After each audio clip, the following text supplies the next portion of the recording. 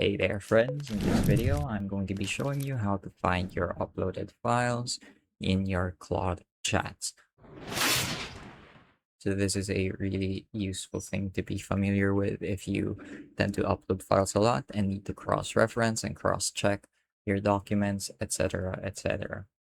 So the first thing you can do is go and head over to your projects. The moment you open a project, you should be able to see any of your uploaded files here. But if you're using single chats, that's another thing you can do. Go ahead and click on your chats window and navigate to the Hey guys, quick one before we continue.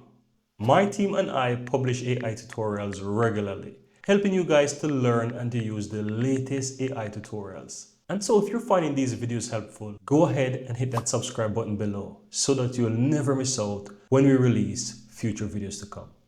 Now let's continue. chat that you'd like to find your uploaded files in. So let's say this one, and you should be able to see this button at the top right of your screen. It's right beside your share button, and this button pops up when you have a file uploaded into your chat. So when you click on it, as you can see, it shows you the content of the chat. So these are pictures and files that I've uploaded, and it should also show you any artifacts or documents that Claude itself generates.